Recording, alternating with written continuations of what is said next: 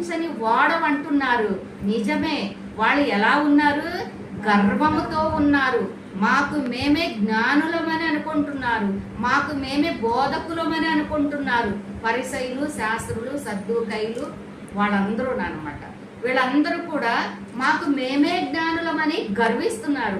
ఈ 138వ కీర్తనలో కింద ఏముంది? ఆయన దూరం నుండి గర్విష్ఠులను బాగుగా ఎరుగును. వాళ్ళ యొక్క హృదయ గర్వాన్ని ఎరుగుతున్నాడు కాబట్టి, ఎరిగిన దేవుడు కాబట్టి, హృదయ రహస్యాలను ఎరిగిన దేవుడు కాబట్టి దేవుడు లక్ష్య పెట్టలేదు. హల్లెలూయా, లక్ష్య పెట్టలేదు. నోటులో నుండి వచ్చేటువంటి మాట ఏమై ఉందని వాక్యం చెప్తుంది? నీ నాలుక జీవన్ మరణాలు ఎక్కడున్నాయంట? నాలుక వశమై ఉన్నాయంట. వీళ్ళు మాట్లాడుకున్నటువంటి మాట మమ్మల్ని దేవుడు లక్ష్యం ఉంచట్లేదు అని వాళ్ళు హృదయంలో నాలుకతో అనుకుంటున్నటువంటి మాట ఖచ్చితము. హల్లెలూయా, ఖచ్చితము. ఎందుకంటే వాళ్ళు గర్వంతో ఉన్నారు. మేమే జ్ఞానులమని ఉన్నారు. మేమే ఉపవాసం ఉంటున్నాము, వారానికి 2-3 సార్లు ఉపవాసం ఉంటున్నాము, ధర్మశాస్త్రం అంతా కూడా మాకే తెలుసు అని చెప్పని వాళ్ళు గర్విస్తున్నారు. కాబట్టి దేవుడు వాళ్ళ యొక్క ఉపవాసాన్ని లక్ష్యం ఉంచట్లేదు. వాళ్ళ నోటిలో నుండి వచ్చేటువంటి మాట చేత వాళ్ళే పట్టబడి వాళ్ళను దేవుడు లక్ష్యం ఉంచట్లేదు. హల్లెలూయా. ఇక్కడ క్లియర్గా దేవుడు ఎవరిని లక్ష్యం ఉంచుతాడంట?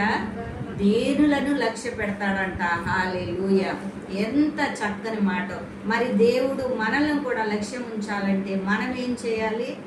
ఉపవాసాలు ఉన్నంత మాత్రాన, ప్రార్థనలు చేస్తున్నంత మాత్రాన దేవుడు దాన్ని అంగీకరించడు. దానితో పాటు సహకారాలు కూడా ఇతరులకు, సహోదరులకు, ఆపదలో ఉన్న బిడ్డలకు, ఆకలితో ఉన్న బిడ్డలకు, పట్టబడిన బిడ్డలకు, బంధింపబడిన బిడ్డలకు సహాయము చేస్తానే.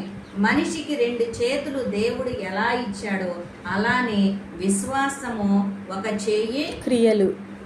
విశ్వాసము ఒక చెయ్యి, క్రియలు ఒక చెయ్యి కదా.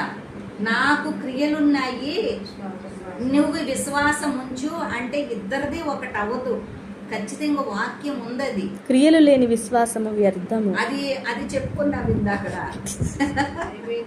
కానీ ఒక సహోదరుడు దేవుడు అంటాడు, సహోదరా నీలో క్రియలున్నాయి, నాలో విశ్వాసం ఉంది, ఈ రెండింటిని జత చేద్దాం అంటాడు. కానీ దేవుడు దాన్ని ఒప్పుకోడంట.